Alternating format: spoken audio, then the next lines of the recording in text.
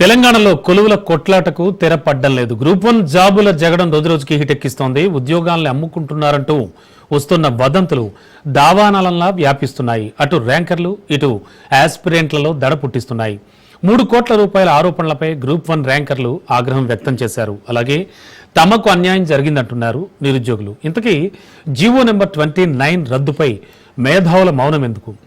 SC ST బీసీలకు అన్యాయం జరిగిందా? నాడు కేసీఆర్ ప్రభుత్వంపై కాంగ్రెస్, నేడు రేవంత్ సర్కార్పై బీఆర్ఎస్ రాజకీయ లబ్ధి కోసమే నేతలు విమర్శలు చేస్తున్నారా? ఆరోపణల్లో ఏది నిజం, ఎవరు చెప్పింది నిజం అనే ప్రశ్నలైతే మాత్రం సర్వత్రా వినబడుతున్నాయి. టీజీపీఎస్సీ పెద్దల నిర్లక్ష్యమే కారణమా? పదే పదే ఆరోపణలు ఎందుకు వస్తున్నాయి? గ్రూప్ 1 నోటిఫికేషన్లోనే తప్పులున్నాయా?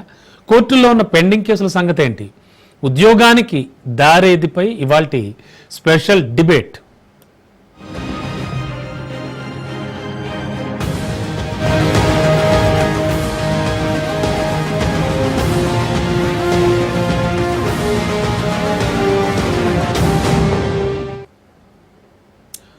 గ్రూప్ 1 జాబ్ రాష్ట్ర స్థాయిలో ఓ ఉన్నత స్థాయి ఉద్యోగం.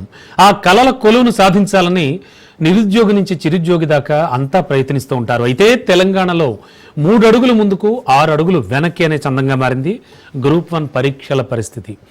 11 ఏళ్ల తెలంగాణలో ఒకే ఒకసారి గ్రూప్ 1 నోటిఫికేషన్ రిలీజ్ అయింది. కానీ 3 సార్లు ప్రిలిమ్స్ జరిగి ఎట్టకేలకు మెయిన్స్ మెట్లెక్కి ఫలితాలను విడుదల చేసింది. తాజాగా ఆ ఫలితాలు కూడా హైకోర్టు తీర్పుతో నిలిచిపోయాయి.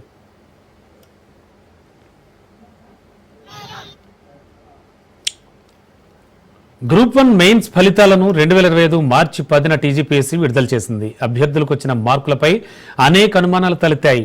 పరీక్షల్లో జెల్ పెన్లు వాడడం, కోఠి మహిళా కాలేజీలో పరీక్ష రాసిన అభ్యర్థుల్లో ఎక్కువ మంది సెలెక్ట్ కావడం, తెలుగు మీడియం అభ్యర్థులకు తక్కువగా ఎంపిక కావడం, కేవలం 2 సెంటర్ల నుంచే టాపర్స్ ఉండడంతో న్యాయస్థానాన్ని ఆశ్రయించారు కొందరు అభ్యర్థులు. గ్రూప్ 1 పరీక్ష వివాదంపై సుదీర్ఘ విచారణ జరిపిన జస్టిస్ రాజేశ్వరరావు సంచలన తీర్పిచ్చారు. తక్షణమే మెరిట్ లిస్టును రద్దు చేయాలని టీజీపీఎస్సీకి ఆదేశాలు జారీ చేశారు. మెయిన్స్ పేపర్లను తిరిగి మూల్యాంకనం చేయాలని, ఆ తర్వాతే తిరిగి గ్రూప్ 1 మెయిన్స్ ఫలితాలను విడుదల చేయాలన్నారు. రివాల్యుయేషన్కు 8 నెలల సమయం ఇచ్చింది తెలంగాణ న్యాయస్థానం. ఒకవేళ మూల్యాంకనం సాధ్యం కాకపోతే మళ్లీ మెయిన్స్ పరీక్షలు నిర్వహించాలని స్పష్టం చేసింది.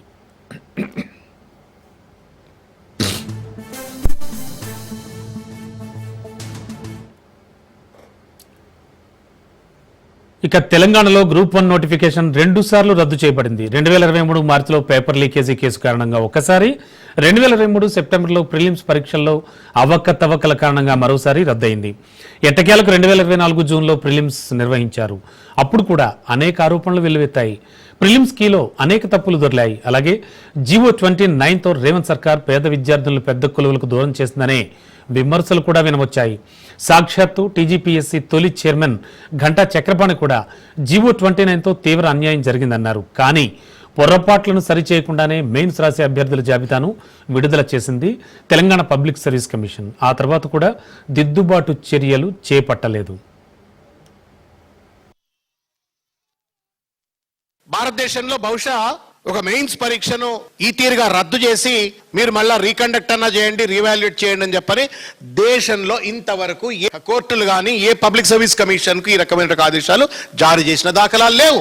సిగ్గు ఎగ్గు ఉంటే టీజీపీఎస్సీకి చెంప బలగొట్టినట్టు తీర్పు, ముఖ్యమంత్రి గారికి చెంప బలగొట్టినట్టు తీర్పు. గతంలో టీఎస్పీఎస్సీలో జరిగినటువంటి ఒక చిన్న చితకా తప్పులను సైతం భూతద్దం పెట్టి చూపెట్టి కేసీఆర్ గారి పైన దుమ్మెత్తి పోసిన రేవంత్ రెడ్డి ఇవాళ తేలుగుట్టిన దొంగలకి ఎందుకు మాట్లాడతలేడు? కాంప్లెక్సిటా మీరేమైనా? జరిగిన తప్పుల్లో మీ పాత్ర ఏమైనా? ఇక గ్రూప్ 1 ర్యాంకర్ల గోడైతే వర్ణనాతీతం. గ్రూప్ 1 పరీక్షను రాజకీయం చేయవద్దని వాళ్ళంతా కోరుతున్నారు. 3 కోట్ల రూపాయలు పెట్టి పోస్టులు కొనుక్కున్నారని ఆరోపించడంపై గ్రూప్ 1 ర్యాంకర్స్ వాళ్ళ తల్లిదండ్రులు మండిపడుతున్నారు. కష్టపడి అప్పులు చేసి మరీ పిల్లల్ని చదివించినట్లుగా పేరెంట్స్ తెలిపారు. తమ పిల్లలు ఎంతో కష్టపడి ర్యాంకులు తెచ్చుకుంటున్నారని చెబుతూ ఉన్నారు. వాళ్ళు నిజంగా మీరు కూడా చదివి ర్యాంకులు తెచ్చుకోండి. కాంపిటేటివ్ ఎగ్జామ్లో సెలెక్షన్ ఎంత అవుతుంది? ఎంతమంది లక్షల మంది రాస్తారు? ఎంతమంది సెలెక్ట్ అవుతారు? సెలెక్ట్ కాని వాళ్ళంతా ఇదే పని చేస్తే ఎప్పుడు అవుతుంది? ఈ వ్యవస్థ మీద విశ్వాసం కోల్పోకుండా ఈ యూత్ను మనం కాపాడుకోవాలి. ఎవరైతే ఇప్పుడు సెలెక్ట్ అయినరో అందరికి అవకాశాలు ఉంటాయి. ఎందరూ ఒకేసారి రాలేదు, ఒక్కొక్కసారి యూపీఎస్సీ 4-5 సార్లు రాసిన వాళ్ళు ఉంటారు. మెయిన్స్ ఇంటర్వ్యూ వరకు వెళ్ళి సెలెక్ట్ కాని వాళ్ళు ఉంటారు. ఇది కాంపిటేటివ్ ఎగ్జామ్, అందరూ కష్టపడాలి, మళ్ళీ ప్రయత్నించాలి. అంతేగాని సెలెక్ట్ అయిన వాళ్ళ మీద దుమ్మెత్తు పోసి వీళ్ళు ఏదో లంచాలు ఇచ్చారు, కొనుక్కున్నారు, నిజంగా చాలా బాధగా ఉందండి. నా రిక్వెస్ట్ మీడియా మిత్రులకు, గవర్నమెంట్కి ఏంటంటే, ఇంకా జ్యుడిషియరీకి కూడా ఏంటంటే, దయచేసి దీన్ని పరిశీలించండి. ఇప్పటికీ 3 సార్లు అయింది, ఇది 4వసారి. నిజంగా ఈ యూత్కి ఏం మెసేజ్ ఇస్తున్నాం మనం? నాకు ఒకటి ఏంటంటే, ఇట్లాంటి ప్రచారాలను గవర్నమెంట్ స్ట్రాంగ్ గా నిలబడాలి. వాళ్ళు చేసిన దాన్ని కరెక్ట్ గాని నమ్మితే వీళ్ళను రక్షించుకోవాల్సిన బాధ్యత గవర్నమెంట్దే. రూల్ ఆఫ్ రిజర్వేషన్ ఉల్లంఘించే జీవో నెంబర్ 29 పై నేటికి స్పష్టత ఇవ్వలేదు రేవంత్ ప్రభుత్వం.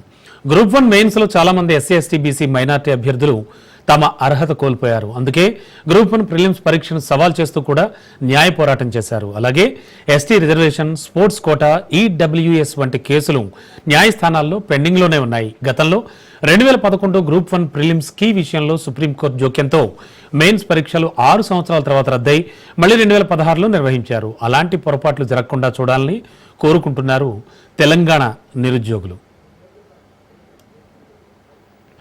ఎస్, రైట్ నౌ ఉద్యోగానికి దారేది అనేటువంటి ఇవాల్టి అంశంపై ఒక డిబేట్ అయితే చేద్దాం. దీంట్లో మనతో పాటు పాల్గొనడానికి నిఖిల్ రావు గారు బీఆర్ఎస్ లీడర్, అండ్ మానవతారాయ్ గారు కాంగ్రెస్ సీనియర్ నేత, అండ్ అల్జాపూర్ శ్రీనివాస్ గారు బీజేపీ నుంచి సీనియర్ నేత, ముగ్గురు కూడా మనతో పాటు సిద్ధంగా ఉన్నారు. సార్, ముగ్గురికి కూడా నమస్తే. నమస్తే. ముందుగా నిఖిల్ రావు గారు, ఏం జరుగుతోంది గ్రూప్ 1 విషయంలో ఓవరాల్ గా చూస్తే కనుక? అంటే రకరకాల వెర్షన్లు వినపడుతూ ఉన్నాయి. అసలు గడిచిన 11 ఏళ్లలో ఎన్నిసార్లు గ్రూప్ 1 జరిగింది, ఎంతవరకు వెళ్ళారు? అంటే ఒక ప్రతిష్టాత్మకమైనటువంటి పోస్ట్ అండి, మామూలు విషయం కాదు గ్రూప్ 1 అంటే, రైట్ సార్? మరి ఇటువంటి గ్రూప్ 1 విషయంలో అసలు బీఆర్ఎస్ ఏమంటోంది? గతంలో 10 ఏళ్ళు అధికారంలో ఉన్నారు మీరు, సో అప్పుడు జరిగినవన్నీ కూడా తెలుసు మీకు. ఇప్పుడు తాజాగా జరుగుతున్నవి ఇవన్నింటి మీద, ఈ ఓవరాల్ ఎపిసోడ్ మీద ఏమంటుంది బీఆర్ఎస్? ముందుగా మీతో పాటు, ఎస్ సార్, ప్యానెల్లో ఉన్నటువంటి మిత్రులతో పాటు రాజ్ న్యూస్ ప్రేక్షకులందరికీ కూడా నమస్కారం. Yes sir, thank you. మీరు గత 10 ఏళ్ళు అన్నారు. గత 10 ఏళ్లలో 2 సార్లు మేము పెట్టడానికి ప్రయత్నాలు చేసినాము. ఒకటి 2022లో నోటిఫికేషన్ ఇస్తే సరే పేపర్ లీకేజ్ అయిందన్నారు. లీకేజ్ అయ్యింది అన్న విషయం తెలవంగానే ఆనాడు ఉన్నటువంటి ముఖ్యమంత్రి గారు, మా పార్టీ అధ్యక్షులు కేసీఆర్ గారు ఇమ్మీడియట్ గా నిర్ణయం తీసుకున్నారు. ఏమని? ఇటువంటిది పేపర్ లీకేజ్ కానీ ఇంకోటి కానీ జరగడం వల్ల అక్కడ ఉన్నటువంటి విద్యార్థులందరూ కూడా నష్టపోతారు, దానివల్ల చాలా ఇబ్బందులు జరుగుతాయి అనేది ఒక ఉన్నతమైన దృష్టితో ఆలోచన చేసి ఏం చేసిండ్రు, ఇమ్మీడియట్ గా దాన్ని రద్దు చేసిండ్రు. మళ్ళీ రీఎగ్జామినేషన్ కండక్ట్ చేయడానికి నోటిఫికేషన్ ఇచ్చిండ్రు. మళ్ళీ రీఎగ్జామినేషన్ కండక్ట్ చేస్తే దాంట్లో టీఎస్పీఎస్సీకి ఆనాడు టీఎస్పీఎస్సీ, ఈ రోజు టీజీపీఎస్సీ, దానికి సంబంధించి టెక్నికల్ విషయాల్లో ఏదో ఇబ్బందులు వచ్చినాయని చెప్పి కాంగ్రెస్ పార్టీకి సంబంధించిన మిత్రులు, ఆనాడు ఉన్నటువంటి కొంతమంది నిరుద్యోగులు వీళ్ళందరూ కోర్టుకు పోయిండ్రు. రెండోసారి మళ్ళీ క్యాన్సిల్ చేసింది, కోర్టు క్యాన్సిల్ చేసింది. రెండోసారి పేపర్ లీకేజ్ కాలేదు, ఇంకేం జరగలేదు. ఆ తర్వాత చాలా కొద్ది కాలంలోనే ఎన్నికలు రావడము, మేము అధికారం నుండి ప్రతిపక్షంలోకి పోవడము, ఆనాడు ప్రతిపక్షంలో ఉన్నటువంటి కాంగ్రెస్ పార్టీ అధికారంలోకి రావడము, ఇవన్నీ జరిగినాయి. అయితే ఆ రోజు ఎన్నికల సమయంలో అనేక సార్లు వీళ్ళు చెప్పింది ఏంటంటే గత ప్రభుత్వం ఏం చేయలేదు అనేది చెప్పిండ్రు. ఇది వాళ్ళు ఇచ్చినటువంటి మేనిఫెస్టో కాపీ, స్వయంగా చేవెళ్ళ యూత్ డిక్లరేషన్ అని పెట్టి ఆనాడు ప్రియాంక గాంధీ గారిని తీసుకొచ్చి ఈ డాక్యుమెంట్ రిలీజ్ చేసిండ్రు. దీంట్లో చాలా స్పష్టంగా ఏం చెప్పిందంటే, యూత్ డిక్లరేషన్ లో ఉన్నటువంటి హెడ్డింగే పారదర్శక ప్రభుత్వ ఉద్యోగ నియామకాలు. సో ఈ రోజు ఈ గత వారం 10 రోజుల నుండి వస్తున్న చర్చను బట్టి చూస్తే పారదర్శకత ఉందా లేదా అన్నది మనం ఒక్కసారి ఆలోచన చేయొచ్చు. ఇది చెప్తూనే చాలా స్పష్టంగా ఏం రాసిండ్రు దీంట్లో, మొదటి ఏడాదిలోనే 2 లక్షల ఉద్యోగాలు భర్తీ చేస్తామన్నారు. దానికి సంబంధించి జాబ్ క్యాలెండర్ ఇస్తామన్నారు. ఆ క్యాలెండర్ కి సంబంధించి మొదటి సంవత్సరం క్యాలెండర్ అయిపోయింది. ఇప్పుడు 2వ సంవత్సరం కూడా వీళ్ళు అధికారంలోకి వచ్చిన తర్వాత ఇయర్ క్యాలెండర్ కూడా అయిపోతున్న పరిస్థితి. ఇప్పటికీ జాబ్ క్యాలెండర్ రాలేదు. ఈ 2 లక్షల ఉద్యోగాలు సంవత్సరం లోపల అన్నారు, ఇప్పటికీ దాని మీద ఎటువంటి పరిస్థితి లేదు. ఆనాడు బీఆర్ఎస్ పార్టీ ఏదైతే దానికి సంబంధించిన ఇనిషియేషన్స్ అని తీసుకుని ఎగ్జామ్స్ పెట్టిందో వాళ్ళకే దాదాపుగా 35-40 వేల మందికి అప్లికేషన్ కాపీస్, వాళ్ళకి సంబంధించిన అపాయింట్మెంట్ లెటర్స్ ఇస్తున్న పరిస్థితులు మనం చూసినాము. ఇన్ని చేస్తూ సరే గ్రూప్ 1 కి కన్ఫైన్ అయ్యి మనం ఈ చర్చను కనుక చేస్తే అనేక మంది నిరుద్యోగులు చాలా స్పష్టంగా చెప్పిండ్రు. ఆనాడు బీఆర్ఎస్ పార్టీ పోలేదు, మిగతా వాళ్ళు పోలేదు. ఆ నిరుద్యోగులే చాలా స్పష్టంగా కోర్టుకు పోయి టీజీపీఎస్సీ ఎగ్జామ్ కండక్ట్ చేసే విషయంలో ఫస్ట్ నోటిఫికేషన్ ఇచ్చినప్పుడు 21,075 మంది హాజరైనరు అని చెప్పిండ్రు. తర్వాత ఎగ్జామ్స్ కండక్ట్ అయిన తర్వాత మళ్ళీ అదే టీజీపీఎస్సీ ఏం చెప్పింది, 21,085 అని చెప్పింది. తర్వాత దాంట్లో ఒక 18 మంది స్పోర్ట్స్ కోటాలో ఉన్నారని చెప్పింది. తర్వాత అటు తిరిగి ఇటు తిరిగి 920-930 మంది ఎంతో క్యాన్సిల్ అయ్యి ఓవరాల్ గా ఒక ఫిగర్ చెప్పింది. అట్లా ఒకటో నెంబర్ ఒకసారి చెప్పిండ్రు, రెండోసారి ఇంకో నెంబర్ చెప్పిండ్రు, మూడోసారి ఇంకో నెంబర్ చెప్పిండ్రు. స్పష్టత లేదు. ఈ నెంబర్లకి ఎక్కడ కూడా స్పష్టత లేని పరిస్థితి. సరే, ఇవన్నీ జరిగిన తర్వాత ఏమైంది, నిరుద్యోగులకు కడుపు మండింది. నిజంగా ఎవరైతే కష్టపడి వేలాది లక్షలాది రూపాయలు కోచింగ్ సెంటర్ల మీద పెట్టినరో, దాదాపుగా దశాబ్దం తరబడి కూడా వాళ్ళు ఏ రకంగా అయితే ప్రిపేర్ అవుతా ఉన్నారో అవన్నీ కష్టపడ్డారు కాబట్టి ఈ రోజు మాకు అన్యాయం జరిగింది అని చెప్పి దాంట్లో అనేక ప్రొసీజర్ ల్యాప్సెస్, మిగతా విషయాలు, వాల్యుయేషన్ లో ఇబ్బందులు వచ్చినాయి, కరెక్షన్ లో ఇబ్బందులు వచ్చినాయి, అసలు ఎలిజిబిలిటీ లేని వాళ్ళు పేపర్ కరెక్షన్ చేసినరు అన్నారు. ఇట్లా అనేక విషయాలను దానికి సంబంధించిన పూర్తి ప్రూఫ్స్ అవన్నీ తీసుకొని రాష్ట్ర హైకోర్టు మెట్లెక్కినరు. హైకోర్టు చాలా స్పష్టంగా మొన్న ఇచ్చినటువంటి 220 పేజీలతో చాలా స్పష్టంగా డీటెయిల్డ్ రిపోర్ట్ ఇచ్చింది. దాంట్లో ఏం చెప్పిందంటే చాలా క్లియర్ గా ఈ ప్రొసీజరల్ ల్యాప్సెస్ చాలా ఉన్నాయి. దీంట్లో టీజీపీఎస్సీ ఎక్కడ కూడా ప్రొసీజర్ ఫాలో కాకుండా చేసింది. నిరుద్యోగులు ఏదైతే ఈ రోజు మా ముందు అప్లికేషన్ పెట్టినరో అదంతా వాస్తవము. 8 నెలల లోపు మీరు మొత్తం రీవాల్యుయేషన్ చేయండి, లేదంటే ఎగ్జామ్ ని తిరిగి కండక్ట్ చేయండి అని చెప్పిండ్రు. గతంలో మేము బేషజాలకు పోలేదు. ఇటువంటి పరిస్థితి వచ్చినప్పుడు లీకేజ్ అయ్యింది అని మాకు తెలవంగానే ఆనాడు మా ముఖ్యమంత్రి చాలా స్పష్టంగా నిర్ణయం టీజీపీఎస్సీ రివ్యూ పిటిషన్ అంటారు. అంటే మీరు మీ దగ్గర ప్రొసీజర్ ల్యాప్సెస్ అయినాయని డీటెయిల్ గా 220 పేజీలతో ప్రూఫ్స్ అన్ని పెట్టి కూడా రిపోర్ట్ ఇచ్చిన తర్వాత మళ్ళీ రివ్యూ పిటిషన్ వేసి ఒకవైపు ప్రభుత్వం సైడ్ నుండి లీకులు వస్తున్నాయి. ఎవరు కూడా స్పష్టంగా చెప్పలేదు, ప్రభుత్వం నుండి ఎవరు అఫీషియల్ గా రెస్పాండ్ కాలేదు. అటు టీజీపీఎస్సీ కూడా పూర్తిగా అఫీషియల్ గా స్టేట్మెంట్ ఇచ్చిన పరిస్థితి లేదు. రివ్యూ పిటిషన్ అంటున్నారు, సుప్రీంకోర్టుకు పోతామంటున్నారు, ఇంకోటి చేస్తామంటున్నారు. ఇవన్నీ చేయడం పక్కన పెట్టి అంత డైరెక్ట్ గా ప్రూఫ్స్ మొత్తం పబ్లిక్ డొమైన్ లో ఈ రోజు హైకోర్టు ముందు పెట్టిండ్రు. హైకోర్టు ఇచ్చిన రిపోర్ట్ కూడా పబ్లిక్ డొమైన్ లో ఉంది కాబట్టి మీరు ఎగ్జామ్ క్యాన్సిల్ చేయండి, క్యాన్సిల్ చేసి రీ ఎగ్జామినేషన్ పెట్టండి. దీనికి సంబంధించి సరే ప్రభుత్వం నుండి ఎవరు రెస్పాండ్ అవ్వట్లేదు, రీ ఎగ్జామినేషన్ పెడతారా, రీవాల్యుయేషన్ చేస్తారా అనేది పూర్తి స్పష్టత లేదు. నిరుద్యోగులందరూ మళ్ళీ రోడ్లు ఎక్కుతున్నారు ఈ రోజు అని చెప్పి మేము పోయి అక్కడ ఉన్నటువంటి నిరుద్యోగులందరూ, రాష్ట్రంలో ఉన్నటువంటి అనేక నిరుద్యోగ సంఘాలన్నీ కూడా ఈ రోజు స్పష్టంగా ఈ రోజు మంగళవారం రోజు మన ప్రెస్ క్లబ్ లో మీటింగ్ పెడదామని నిన్నటి నుండి ఆలోచనలు చేసిండ్రు. అందరిని ఇన్వైట్ చేసిండ్రు. ఇన్వైట్ చేసినాక ఏమైంది, కాంగ్రెస్ పార్టీకి సంబంధించిన వాళ్ళు ఇమ్మీడియట్ గా దాన్ని బ్లాక్ చేసి ఆ ప్రెస్ క్లబ్ ని అక్కడ మీటింగ్ పెట్టుకోనియకుండా అక్కడ ఎవరైతే ఈ రోజు ఈ గ్రూప్ 1 లో ర్యాంకులు వచ్చినాయో వాళ్ళతో ఒక మీటింగ్ కార్యక్రమానికి సపోర్ట్ చేసినట్టుగా తెలిసింది. సరే, తెలవంగానే ఏం చేసిండ్రు, ఏ రాజ్యాంగం అయితే వాళ్లకు మాట్లాడే స్వేచ్ఛనిచ్చిందో అదే రాజ్యాంగం ప్రకారం మేమేం చేసినాము, అక్కడికి పోయి గొడవ పెట్టే బదులు ఇంకో ప్లేస్ కి పోదాము అని చెప్పి సుందరయ్య విజ్ఞాన కేంద్రంలో నిన్న స్పష్టంగా అప్లికేషన్ పెట్టినాము. మేము ఇక్కడ రేపు పొద్దున మీటింగ్ పెట్టుకుంటాము, దీనికి సంబంధించి ఇబ్బందులు జరిగినాయి, రాజ్యాంగానికి లోబడి ఏదైతే ఆర్టికల్ 19 మిమ్మల్ని మాట్లాడమని చెప్పిందో అదే రకంగా మేము మాట్లాడతాము, ప్రజాస్వామ్యయుతంగా ఇంత చెప్పిన తర్వాత ఏమైంది, ఈ రోజు మా నాయకులందరూ అడిగిపోతా ఉంటే ఆ దరిదాపుల్లో కూడా చేయకముందే గొర్రె పిల్లల్ని లక్కపోయినట్టు లక్కపోతా ఉన్నారు. ఈ రోజు ఎందుకు నోరిప్పే పరిస్థితి, నోరిప్పనియట్లేదు మీరు. ఒకవైపు మా రాకేష్ రెడ్డి గారిని అరెస్ట్ చేస్తారు, మా బీఆర్ఎస్ అధ్యక్షుడిని అరెస్ట్ చేస్తారు, నిరుద్యోగ నాయకులను అరెస్ట్ చేస్తారు, మిగతా సంఘాల వాళ్ళని అరెస్ట్ చేస్తారు. ఈ క్షణానికి కూడా పోలీస్ స్టేషన్ లోనే ఉన్నారు వాళ్ళు. మొత్తానికి అయితే గందరగోళం అయితే ఇక్కడ ప్రభుత్వం నుండి ఎక్కడ స్పష్టత లేదు. వారి వెర్షన్స్ కూడా చూద్దాం ఒకసారి. మనోహరయ్య గారు, ఏం జరుగుతోంది? బీఆర్ఎస్ వెర్షన్ మొత్తం విన్నారు మీరు. అంటే గ్రూప్ 1కి సంబంధించి నేను ఇంతకుముందు ఈయనకి చెప్పినట్టుగానే చాలా ప్రతిష్టాత్మకమైనటువంటి జాబ్స్, అంటే ఉద్యోగార్థులు కావచ్చు, గ్రూప్ 1 సర్వీసెస్లోకి వెళ్ళాలి అనుకునే వాళ్ళ భవిష్యత్తు కళ ఏంటి? ఏం జరుగుతుంది అసలు? ఏం ఆలోచిస్తోంది ప్రభుత్వం? కుట్రలు జరుగుతున్నాయి. ప్రతిష్టాత్మకంగా తీసుకొని గత ప్రభుత్వానికి గ్రూప్ 1 ప్రిలిమ్స్ పెట్టడం చేతగాలే, లీకులైనవి, ప్రశ్నాపత్రాలు న్యూజిలాండ్లో దొరికినాయి, జిరాక్స్ సెంటర్లో దొరికినాయి. నిరుద్యోగులు వచ్చి మా వద్దకు వచ్చి ఇట్లా అన్యాయం జరుగుతుందంటే మేము పోరాటం చేసినాం. కేసీఆర్ గారు స్వతహాగా నిర్ణయం చేసుకొని రద్దు, హైకోర్టు పోతే హైకోర్టు రద్దు చేసింది. వారు పట్టించుకోలే ఆ రోజు ఎప్పుడు కూడా. రెండోసారి అన్న చక్కగా పెడతారా అంటే ఏం చేశారు, దొడ్డిదారుల ఉద్యోగాలు ఇవ్వాలని చెప్పేసి భద్రతా ప్రమాణాలు పరీక్ష జరిగేటప్పుడు బయోమెట్రిక్ ఉంటుంది, వేలి ముద్రలు, సీసీ కెమెరాలు పెట్టాలి. పెట్టకుండా పరీక్ష నిర్వహించి మళ్ళీ మెయిన్స్ కు పోదాం అనుకున్నారు. వెంటనే మళ్ళీ అభ్యర్థులు నిరుద్యోగులు ఉంటారు కదా, ప్రతిభావంతులు మా దగ్గరికి వస్తే మేమే మళ్ళీ వాళ్ళందరం తీసుకొని న్యాయం చేయమని హైకోర్టును ఆశ్రయిస్తే హైకోర్టు రద్దు చేసింది. దీంట్లో కళ్ళ ముందు సాక్ష్యం కనపడుతుంది. అంటే ఇక్కడ ఎట్టుందంటే ఎంత పైశాచిక ఆనందం అంటే ఇది నిరుద్యోగుల భవిష్యత్తు. ఇది 11 ఏళ్ల పరీక్ష. ఇది అంటే అదే వాళ్ళకి దీనికి ఇక్కడ తేడా చూడండి. ఇప్పుడు వాళ్ళు ఏదో చేశారని మేము అట్లా ఏం జరగలే. ఇక్కడ 11 ఏళ్ల పరీక్షను సవ్యంగా సజావుగా ప్రిలిమ్స్ పెట్టినాం, మెయిన్స్ పెట్టినాం. మెయిన్స్ పరీక్ష పెట్టిన దగ్గర నుంచి రకరకాల ఎత్తుగాళ్లతో దీన్ని ఆపే ప్రయత్నం చేస్తున్నారు. జనరల్ సహసిద్ధంగా ఎట్లుంటారంటే వీళ్ళు ఈ పరీక్ష రాయడానికి దరఖాస్తు చేసుకున్న వాళ్ళు ప్రిలిమ్స్ 4 లక్షల మంది, హాజరైంది 3.5 లక్షల మంది. అందులో ఎంతమంది వడపోతకు వచ్చారు అంటే 33,382 మంది ఎంతో ఒక సంఖ్య అటో ఇటో వచ్చారు. వస్తారు. ఈ 33,000 మందిలో ఎంతమంది పరీక్ష రాశారు? 21,093 మంది రాశారు. ఎప్పటికప్పటికి టీజీపీఎస్సీ ఏంటంటే మన ఎన్నికల రోజు ఫలితాలు అప్పుడు ఎన్నికల సంఘానికి ఎంత పర్సెంటేజ్ ఉందని ఇవాళ ఒకటి వస్తుంది సాయంత్రానికి, అప్పటికప్పుడు వచ్చింది దాన్ని బట్టి మళ్ళీ సవరణలు ఉంటాయని కింద ఉంటది. కింద కంపల్సరీ ఉంటుంది. ఎవరు ఒక్క అభ్యర్థి కూడా ఎక్కువ రాయలే ఇక్కడ. మళ్ళీ సంఖ్య తర్వాత ప్రకటించబడను అని తప్పకుండా ఉంటుంది. చూడండి అవన్నీ వెబ్సైట్ లో ఉంటది. అయితే ఇక్కడ ఎక్కడ దొరకలే పాపం, కోడిగుడ్డు మీద ఈకలు బిగుదామని చూశారు. పరీక్ష G020 అన్నారు. అసలు G020 తెచ్చింది ఎవరు? ఇవాళ ఎవరైతే కొంతమంది ఉన్నారో అశోక్ నగర్ లో కోచింగ్ సెంటర్ యజమానులు ఎవరైతే ఉన్నారో అశోక్ అకాడమీ అనే నిరహార దిగ్జేస్తుండగా ఈ మహానుభావుడే 55 జీవో ఉంటే అది సుప్రీంకోర్టు 2009లో జడ్జిమెంట్ ఇచ్చింది. ప్రిలిమ్స్ లో అసలు రిజర్వేషన్ లేని ఒక మనిషి 2 రిజర్వేషన్ల వాటం ఏంది, అసలు వడపోతులు 2 రిజర్వేషన్లు ఉండడం సుప్రీంకోర్టు తీర్పు ఇచ్చింది.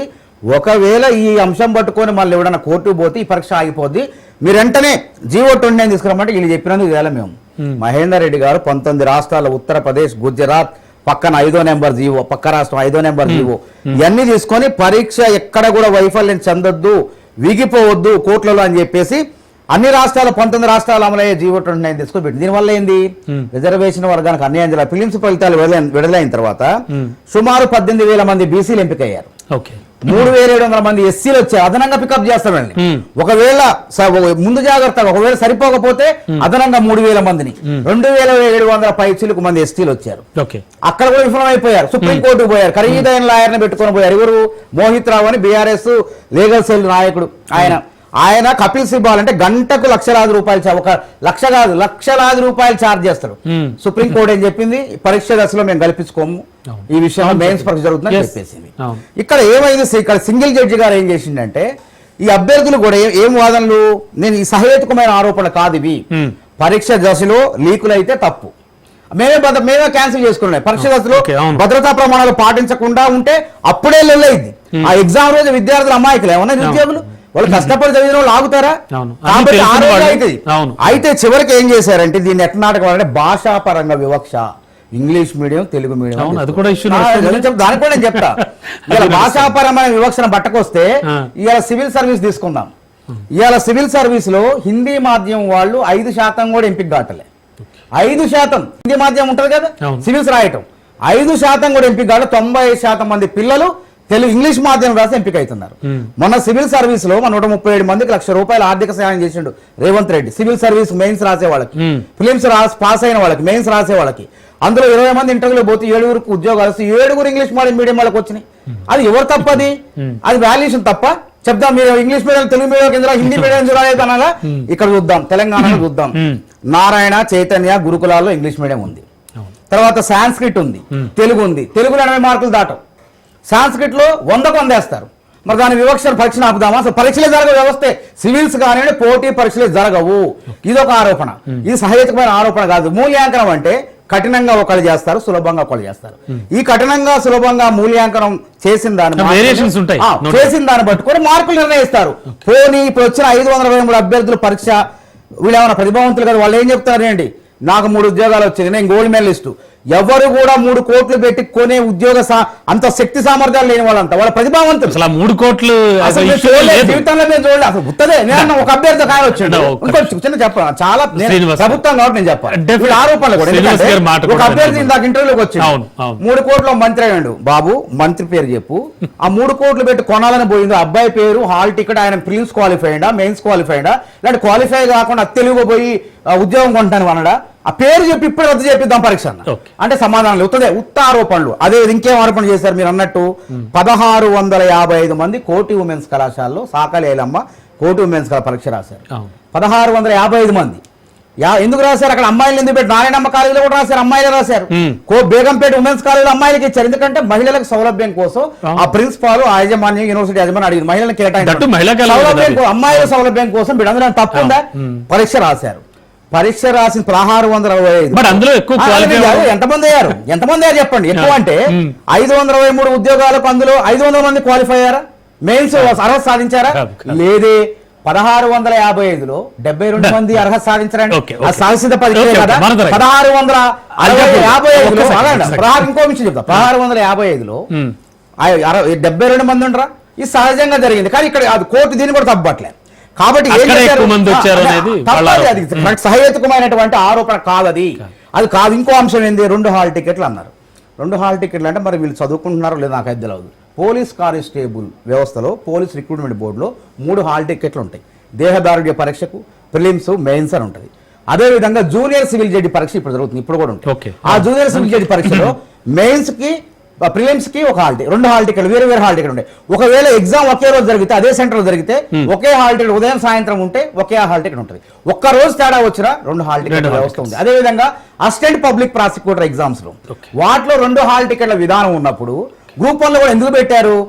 ఇవాళ 4 లక్షల మంది రాస్తే, 3 లక్షల మంది రాస్తే ఖమ్మం జిల్లా, నల్గొండ, వరంగల్, నిజామాబాద్ లో రాశారు ప్రిలిమ్స్. కానీ మెయిన్స్ ఎక్కడ రాశారు? 46 పరీక్షా కేంద్రాలు హైదరాబాద్ లో రాశారు. ఆ హాల్ టికెట్ లో సెంటర్ కోడ్ ఎక్కడ ఉంటుంది? ఖమ్మం, వరంగల్. మెయిన్స్ రాసే హాల్ టికెట్ హైదరాబాద్ లో కన్ఫ్యూజ్ కాదు రెండు. కాబట్టి పరిపాలనా సౌలభ్యం కోసం అనేది యంత్రాంగం ఏదైతే ఉందో, స్వయం ప్రతిపత్తి యంత్రాంగం నిర్ణయం తీసుకుంది పరిపాలన. అందులో అవకతవకలుగా దాన్ని తప్పట్లే.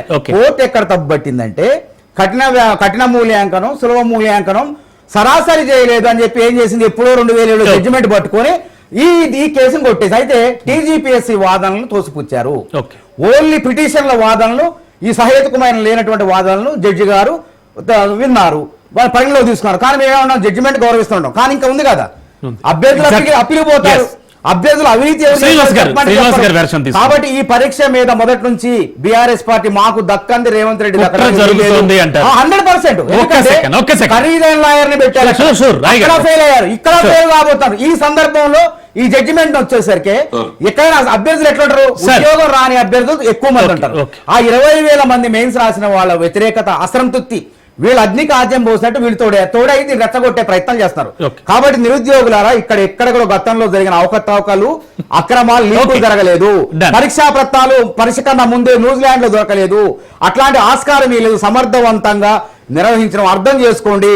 మళ్ళీ అభ్యర్థులు అనేది డివిజన్ బెంచ్ కు పోతుంది. సార్, అల్జాపూర్ శ్రీనివాస్ గారు ఏమనిపిస్తోంది? ఇద్దరు వెర్షన్స్ కూడా విన్నారు మీరు. అసలు యాక్చువల్ గా జరిగింది ఏంటి? బీజేపీ వెర్షన్ ఎలా ఉంది? భారతీయ జనతా పార్టీ ఇప్పుడు కూడాను ఈ యొక్క రాష్ట్రంలో సుజావుగా పరిపాలన జరగాలి, ఎవరికి అన్యాయం జరగదు. గత దశాబ్ద కాలంగా పెండింగ్ లో ఉన్నటువంటి ఈ యొక్క రిక్రూట్మెంట్ ప్రాసెస్ అంతా కూడాను ఎటువంటి అక్రమాలకు, అనుమానాలకు కూడాను తావివ్వకుండా ఎగ్జామ్స్ కండక్ట్ చేసి రిక్రూట్ చేయాలి.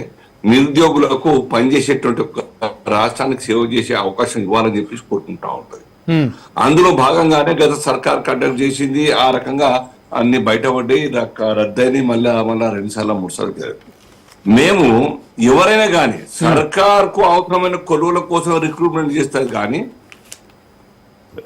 అన్ఎంప్లాయిడ్ యూత్ ఉన్నారు కాబట్టి వాళ్ళకి ఆ ఉద్యోగం ఇవ్వాలని ఎవరు ఇవ్వరు. రాష్ట్రానికి సర్వీసెస్ అవసరం, మ్యాన్ పవర్ అవసరం కాబట్టి ఇస్తా ఉంటాం. సో అందులో భాగంగా ఇచ్చినారు.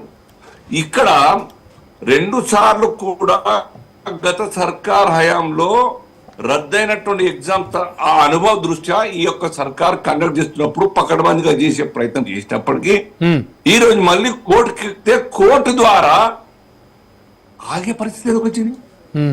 రీవాల్యుయేషన్ మాట ఎందుకు వచ్చింది? 8 నెలల ప్రాసెస్ కోసం 8 నెలలు టైం ఇవ్వాల్సిన పరిస్థితి ఎందుకు వచ్చింది? దీన్ని సర్కారే ఆలోచించాలి. మేము చెప్పట్లేదు, మా దగ్గర ఎటువంటి ఆధారాలు అంటే అవకతవకలు అయితే జరిగాయి అంటారు మీరు. అవకతవకలు జరిగాయి అంటారు మీరు.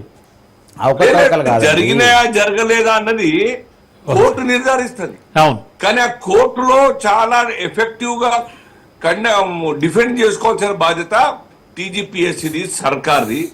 జరగలేదన్నప్పుడు నిరూపించుకోవాల్సిన బాధ్యత శ్రీనివాస్ గారు. చిన్న అనుమతి, నేను ఎక్కడ కూడా నేను అడ్మిట్ చేయట్లేదండి. శ్రీనివాస్ గారు చిన్న విన్నపం అండి. ఇప్పుడు ఇక్కడ జడ్జి గారు కూడా కఠిన మూల్యాంకనం, సులభ మూల్యాంకనంలో వ్యత్యాసాలు ఉన్నాయి అని చెప్పారు. కాకపోతే గతంలో కూడా సింగరేణి ఉద్యోగాలు 23 ఎప్పుడో కాదు, 23లో సింగరేణి ఉద్యోగాల్లో కూడా సింగిల్ జడ్జి గారు ఈ విధంగానే ఇచ్చిన ఉద్యోగాలను ఆపేస్తే మళ్ళీ డివిజన్ బెంచ్ లో న్యాయం జరిగింది. అభ్యర్థులకు వీళ్ళు సక్రమంగానే నియామకమయ్యారని ఉద్యోగాలు ఇచ్చినాయి. జడ్జికి సింగిల్ బెంచ్ కి, డివిజన్ బెంచ్ కి తీర్పుల్లో కూడా తేడాలు ఉంటాయి. అందుకే అప్పీల్కి పోయే అవకాశాన్ని మనకు రాజ్యాంగం కల్పించింది. కాబట్టి వాళ్ళలాగా లీకులు కాలే పరీక్షల కన్నా ముందే. Okay. ఇక్కడ ఎక్కడ కూడా అవకతవకలు Okay, కాదు. second, okay, second. Exam revaluation మూల్యాంకనంలో పునర్మూల్యాంకనం చేయమని చెప్పింది. One second. కానీ పునర్మూల్యాంకనం నేను అదే అనేది చెప్తున్నాను మానవత గారు, నేను అదే చెప్తాను. అక్కడ జరిగినాయని చెప్పేసి కోర్టు కూడా నిర్ధారించలేదు, కానీ మూల్యాంకనం విషయం మీదనే రీథింక్ చేయండి, మూల్యాంకనం తిరిగి చూడండి అని చెప్పి చెప్పడం జరిగింది. దానికి 8 months, దానికి 8 months. ఇది దీనివల్ల ఎంత గ్యాప్ పెరిగిపోతుంది, ఎంత అన్రెస్ట్ అవుతుంది, ఎంత మెంటల్ ఎగోని అవుతుంది. యొక్క ర్యాంకర్స్ కావచ్చు, ప్రిపేర్ అయ్యే వాళ్ళకి కావచ్చు, వాళ్ళ పేరెంట్స్ కావచ్చు, That's what, అందుకే. రాష్ట్రానికి అవసరం మ్యాన్ పవర్ సర్వీసెస్ లేని కారణంగా ఎంత ఇబ్బంది కావచ్చు. ఇది దీనికి ఎవరు బాధ్యత? సర్కార్దే కదా. కోర్టులు కన్నా కన్విన్స్ చేయాలి కదా. 8 months పోయింది. అది 8 months ఏంటంటారు? ఇప్పటికే 11 సంవత్సరాలు 10 సంవత్సరాలు అయిపోయాయి. అందుకే డివిజన్ బెంచ్ పోతే నెల రోజుల్లో 2 నెలల్లో తీర్పు వస్తుంది. కాబట్టి ఓకే, చాలా సంతోషం కదా. Yes, sir. మాకు బాధేస్తా ఉంది ఇవాళ ప్రోగ్రామ్ చూస్తాం. ఆ పేరెంట్స్ యొక్క బాధ, అవును, అవును. పిల్లల యొక్క బాధ. ఒక అబ్బాయి అయితే అనాథ, తల్లి తండ్రి ముఖం చూడలేదు, వాళ్ళ తెలుగు లాంగ్వేజ్ రాసిండు ఆయన. అవును. ఓ అబ్బాయి. అవును. సో ఈ ఇవన్నీ కూడా ఆయన బాధను సానుభూతి తెలిపేవాళ్ళు లేరు, నా అనేవాళ్ళు ఆయనకు. సరే, సంతోషాన్ని ర్యాంక్ గతం గత చేస్తారు. ఇప్పుడు ప్రభుత్వం ఏం చేస్తోంది అనేది మీ ప్రశ్న. గత ఇప్పుడు ప్రభుత్వం ఏం చేస్తోంది అనేది మీ ప్రశ్న. అదే చెప్తున్నా, గతంలో అయితే జరిగినాయి, కోర్టు నిర్ద్వందంగా కొట్టేసింది, మళ్ళీ రీకండక్ట్ చేయడం జరిగింది. ఈ సర్కార్ దాని అనుభవ దృష్ట్యా ఎక్కడ కూడా అవకాశం ఇవ్వకుండా ఈ పిల్లల్ని న్యాయం చేయడానికి పక్కడు బందీగా మీరు డిఫెండ్ చేసుకోవాలి, పక్కడు బందీగా ఎగ్జామ్ కండక్ట్ చేయాలి. నో డౌట్ ఉమెన్స్ కాలేజీలో ఇంకెక్కడో సెంటర్లు ఉన్నాయి, ఉమెన్స్ కాలేజ్ కాబట్టి అమ్మాయిని సెంటర్ పెట్టినారు. దాన్ని కూడా మీరు గట్టిగా మీరు డిఫెండ్ చేసుకునే పరిస్థితి లేదు. ఇప్పుడు మాట్లాడుతున్నారు మీరు. సీసీ కెమెరాలు ఉన్నాయండి. Okay, okay. Right sir. CC కెమెరాలు ఉన్నాయి, బయోమెట్రిక్ ఉన్నది, అన్ని ఉన్నాయి. కానీ కోర్టు ఏకీభవించాలి. మనం ఏం చేస్తాం దానికి? ఓకే. సింగిల్ జడ్జి గారు ఏకీభవించలేదు. ఓకే శ్రీనివాస్ గారు, ఒక్క సెకండ్ సార్. వాళ్ళు డివిజన్ బెంచ్ కు పోతున్నారు న్యాయం కోసం. Okay, done. నిఖిల్ గారు మీరు ఒక్కసారి గమనిస్తే ఇందాక సోదరులు మానవతరాయ్ గారు చెప్పినట్టు కోర్టు ఏదో చేసింది అని కోర్టు పూర్తిగా వాదనలు విన్న తర్వాత 222 పేజీలతో రిపోర్ట్ ఇచ్చింది. అవును. దాంట్లో స్పష్టంగా ఏమని చెప్పింది? 369వ పేరాలో this court feels that the commission while conducting the group 1 mains examination has not maintained transparency, not maintained integrity, not acted in biased manner and deviated their own rules అని చెప్పింది. అంటే వాళ్ళు పెట్టుకున్న రూల్స్ లో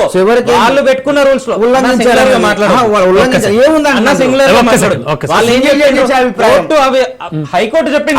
హైకోర్టు అవన్నీ విన్న తర్వాత ఒకటే రివాల్యుయేషన్ చేయండి, లేదు అంటే మొత్తం రీ ఎగ్జామినేషన్ పెట్టండి అని చెప్పింది. దీనికి సంబంధించి సరే ఇంకో మాట అన్నారు, కోడిగుడ్డు మీద ఈకలు బిక్తున్నారు ఏదో చెప్పింది. సరే, ఈ రోజు నిరుద్యోగులందరూ కోర్టులకు పోయినారు. ఆ నిరుద్యోగులతోనే కోర్టులలో ఎవరైతే కేసులు వేసిండ్రో వాళ్ళే మీడియా ముఖంగా వచ్చి మాట్లాడుతూ ఉన్నారు. మీరు ఇంకో మాట ఏం చెప్తా ఉన్నారు? కోటి ఉమెన్స్ కాలేజ్ ఎగ్జాంపుల్ తీసుకున్నారు. ఇదే టీఎస్పీఎస్సీకి ఈ రోజు ఉన్నటువంటి టీజీపీఎస్సీలో ఆర్టికల్ 14-15కు సంబంధించి ఏం చెప్పిండ్రు? ఎక్కడ కూడా జెండర్ ఈక్వాలిటీ ఉండకూడదు, అందరినీ కలిపి ఎగ్జామ్ పెట్టాలని చెప్పిండ్రు. వాళ్ళు ఇచ్చిన రూల్ ను వాళ్ళే మిస్ మ్యాచ్ చేసిండ్రు అని ఇదే హైకోర్టు ఈ రోజు చెప్పింది. అక్కడ ఓన్లీ ఫీమేల్ వాళ్ళే ఎందుకు రాసిండ్రు, మేల్ వాళ్ళు ఎందుకు రాయలేరు, పురుషులు ఎందుకు రాయలేరు, ఓన్లీ మహిళలే ఎందుకు రాసిండ్రు? దీనికి సంబంధించి అక్కడ ఉన్నటువంటి ఎమ్యూనిటీస్ అంటే ఉద్యోగాల్లో వీటిల్లో జెండర్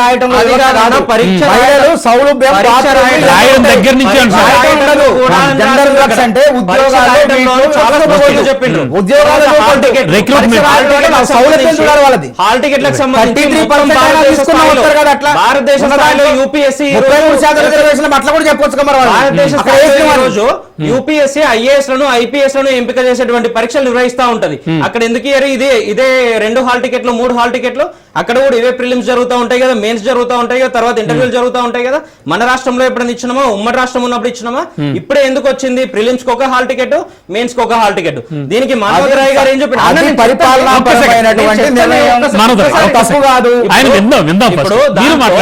మానవతరాయ్ గారు ఇందాక తనే ఏం చెప్పిండ్రు? మన ప్రిలిమ్స్ జరిగినప్పుడు రాష్ట్రం అంతా జరిగింది, ఖమ్మంలో ఉన్న వాళ్ళు హైదరాబాద్ వచ్చినప్పుడు మార్చాలనా లేదా, ఖమ్మం అడ్రస్ ఉన్నది, హైదరాబాద్ అడ్రస్ ఎట్లయితుంది మెయిన్స్ అన్నారు కదా. అదే హాల్ టికెట్ నెంబర్ తో మీరు అడ్రస్ మార్చి ఎందుకు ఇవ్వలేకపోయిండు మరి? సరే, జిహెచ్ఎంసీ లిమిట్స్ లో పెట్టాలనుకున్నారు మీరు నిజంగానే పారదర్శకంగా పెట్టాలనుకుంటే సేమ్ హాల్ టికెట్ నెంబర్ తో అడ్రస్ మార్చి ఇంకోటి ఇష్యూ చేయను ఉంటారు. మరి అదెందుకు చేయలేకపోయినరు? కంప్లీట్ గా హాల్ టికెట్ నెంబర్ ఎందుకు మార్చిండ్రు? టీజీపీఎస్సీ ఈ రోజుకు 3 వేరే వేరే నెంబర్లు ఇచ్చింది. దాని మీద అఫీషియల్ స్టేట్మెంట్ ఎందుకు ఇవ్వలేకపోతా ఉన్నారు? ప్రభుత్వం ఎందుకు రెస్పాండ్ అవ్వలేకపోతా ఉంది? ప్రభుత్వంలో విద్యాశాఖ మంత్రిగా రేవంత్ రెడ్డి గారే ఉన్నారు కదా, తను ఎందుకు చెప్పలేకపోతా ఉన్నారు? ఒక మంత్రి అఫీషియల్ ఎందుకు చెప్పలేకపోతా ఉన్నారు? చెప్పింది ఈ రోజు వరకు ఇది సహేతుకమైన ఆధారం కాదు. దీన్ని కోర్టు కూడా తప్పు. ఈ చెప్పినగా ఇవన్నీ ఉత్తుత్త ఆరోపణలు, వీటికి ఏంటంటే ఊహాగానాలు, ఊహాజనితమైనవి. నిజంగానే 1655 మందిలో అక్రమం జరిగితే అక్కడ అభ్యర్థులు ఊరుకుంటారా? సీసీ కెమెరా లేకుండా ఎగ్జామ్ పెడితే గతంలో మేము మా దగ్గరకు వచ్చినట్టు రారా? వీళ్ళ దగ్గర పోరా? కోర్టు పోరా? రెండోది ఏం చెప్పిన రెండేందుకు ఇచ్చారంటే ఒక సెంటర్ కూడా తీసేస్తారు, అక్కడ లేదంటే మరి ఇక్కడ జేసీసీలో ఉంది. జూనియర్ సివిల్ జడ్జి అదే జడ్జి గారు తీర్పు ఇచ్చారు కదా. జూనియర్ సివిల్ జడ్జి ఎన్నికల్లో ఉంది. ఇక్కడ ప్రిలిమ్స్ వాళ్ళ మెయిన్స్ రాసిన తర్వాత 563 అభ్యర్థుల్ని సర్టిఫికేట్ వెరిఫికేషన్ పిలిచినప్పుడు prelims hall ticket, mains hall ticket, తర్వాత వాళ్ళ బయోమెట్రిక్ తమ్మునేలి అన్ని తీసుకున్నారు. ఏమైనా తేడా వస్తే రేపు నిశ్శబ్ద ధర్మాసం ఉంది కదా, ఇవన్నీ ఎన్ని అసలు వీళ్ళంతా ప్రతిభావంతులు, వీళ్ళు అందరు కూడా చిన్నప్పటి నుంచి గోల్డ్ మెడల్ అన్న వాటిని తోసిపుచ్చారు, వినలేదు అసలు. కాబట్టి ఆ వినే నిశ్శబ్ద ధర్మాసనం వెళ్తున్నారు. కాబట్టి ఇవన్నీ కూడా ఎక్కడ ఆరోపణలు అంటే అక్రమాలంటే గత టీఆర్ఎస్ ప్రభుత్వంలో లీకులు, పరీక్ష కన్నా ప్రిలిమ్స్ లీక్ అయినా తప్పు అవుతుంది. ఇప్పుడు మూల్యాంకనం తప్పు అయిందంటే ఆ జడ్జి గారు తప్పు అయింది, ప్రతిభావంతులే అనేది నిజానికే అనుకున్నాం, నమ్ముదాం ఒక నిమిషానికి. తర్వాత ఏం జరిగింది? రీవాల్యుయేషన్ కండక్ట్ చేయొచ్చు, మీరు 1000 రూపాయలు ఎంతో ఫీజు కడితే రీవాల్యుయేషన్ చేస్తాము అని అన్నారు. రీవాల్యుయేషన్ లో నేను పేరు తీసుకోను, మీరు ఒకసారి ఆ జడ్జిమెంట్ కాపీ 220 పేజీలు చూస్తే స్పష్టంగా పేరు, హాల్ టికెట్ నెంబర్ కూడా రాసిండ్రు. ఏమని రాసిండు? రీవాల్యుయేషన్ చేస్తే 60 మార్కుల డిఫరెన్స్ వచ్చింది అని చెప్పిండ్రు. 60 మార్కుల డిఫరెన్స్ ఎందుకు వస్తుంది? అదే జడ్జిమెంట్ లో రచనారెడ్డి గారు వాదన దాంట్లోనే ఉంది, జడ్జిమెంట్ అది లేదు. వాళ్ళ వాదన 713 మంది ఆరోపణ, వీళ్ళు లాయర్ చేసిన ఆరోపణ జడ్జి గారు. కానీ వీళ్ళు అందులో ఏముంది? 713 మందికి ఒకే స్థాయి మార్కులు వచ్చినాయి అన్నారు. అంటే ఇది పోటీ పరీక్షల్లో అత్యంత సర్వసాధారణ విషయం. సివిల్ సర్వీస్ లో కూడా దగ్గరకు వస్తాయి. 713 మంది అభ్యర్థుల ఉద్యోగాలు లేవాడ, 523 ఉద్యోగాలు ఉన్నాయి. 523లో 400 మందికి 405, 6, 39 ఇట్లా దగ్గర మార్కులు వచ్చినాయి. ఒకసారి జేఈ ఫలితాలు వస్తాయి, మన ఎంసెట్ ఫలితాలు సేమ్ మార్కులు 100 టీవీలో అవుతున్నాం. అంటే అక్రమాలు జరిగినాయి అక్కడ. నువ్వు ఊహించుకోని అక్రమాలు జరిగినాయి అంటే కోర్టు అన్ని సబ్మిషన్ చేసిన తర్వాత జడ్జి గారు నిర్ణయం తీసుకున్నారు. 46 సెంటర్లు కేవలం 11-12 సెంటర్లలో మాత్రమే టాప్ ఫలితాలు వచ్చినాయి. అక్కడ అక్కడ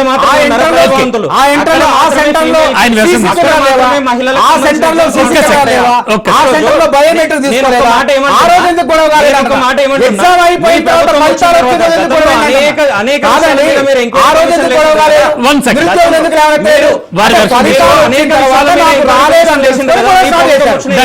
ఒకసారి మాట్లాడితే తర్వాత కాళేశ్వరానికి సంబంధించి ఫార్ములా రేసింగ్ అన్నారు కదా. ఈ రోజు దీని మీద జ్యుడిషియల్ ఎంక్వైరీ ఎందుకు? శ్రీనివాస్ గారు గతంలో ఘోష్ గారి నివేదిక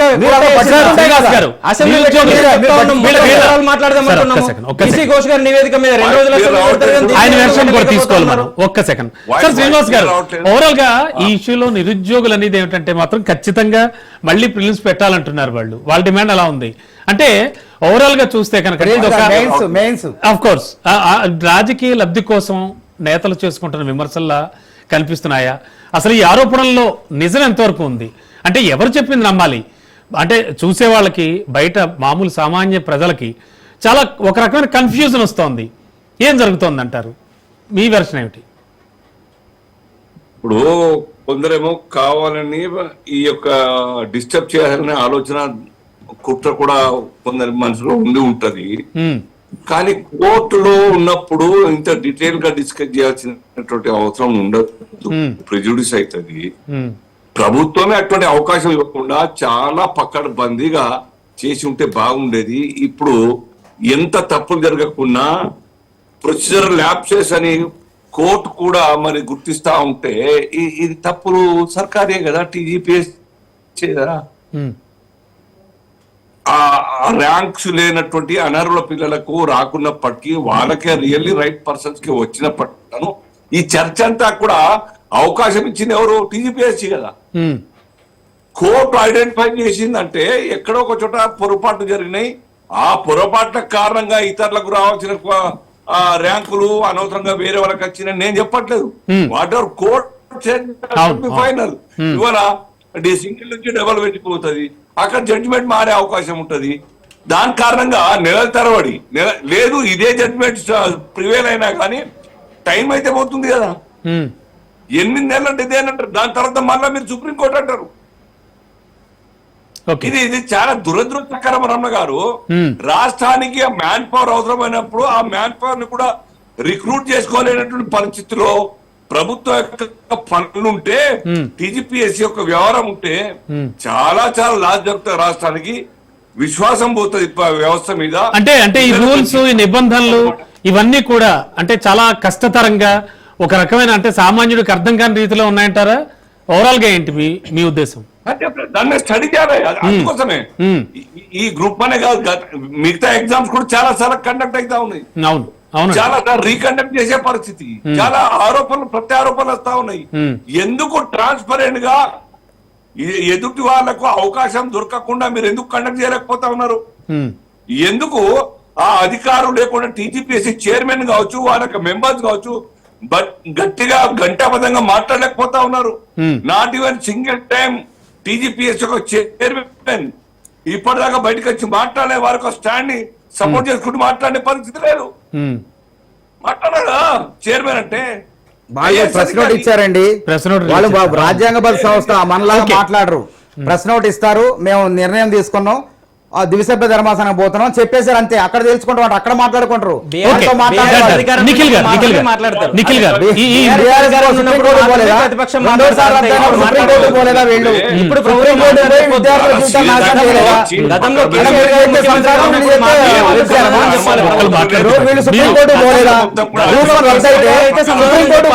రేవంత్ రెడ్డి గారు అయితే ప్రభుత్వం నడుపుకుంటే సమాధానం చెప్పాలి. అట్లుంటది పరిస్థితి వీళ్ళ దగ్గర. ఈ 3 కోట్ల ఆరోపణలు ఏంటి? దానికి సంబంధించి ఒక క్లారిటీ ఇచ్చారు. 3 కోట్లకు సంబంధించి రాష్ట్రంలో వివిధ పత్రికలు రాసినాయి, చాలా మంది చెప్తా ఉన్నారు అమ్ముకున్నారు అని చెప్తా ఉన్నారు. దానికి సంబంధించి ప్రూఫ్స్ అంటే ఈ రోజు వరకు పబ్లిక్ డొమైన్ కి రాలేదు. దానికి ఆల్రెడీ మనోహర్ గారు క్లారిటీ ఇచ్చారు. బట్ ఆరోపణలు ఎందుకు వచ్చాయి? అసలు లేనిదే ఎవరు మేమే చేసాం. ఎప్పుడు ఫిలిమ్స్ దశలో రావాలి, అయిపోయిన తర్వాత 3 కోట్ల గతంలో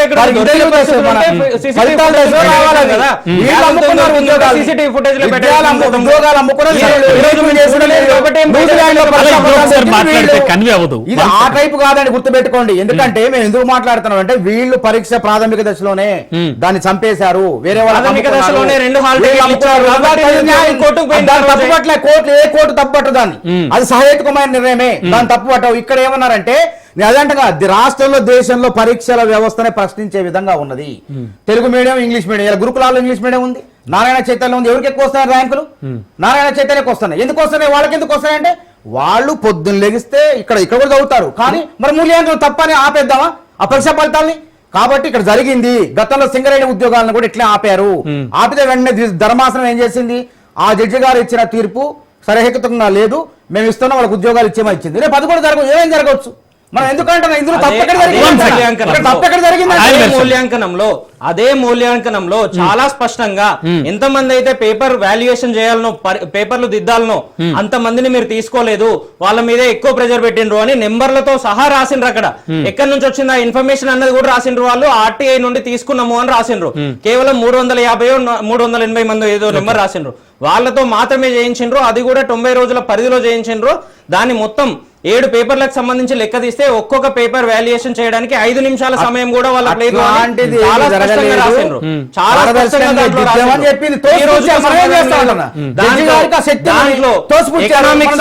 ఎకనామిక్స్ కు సంబంధించిన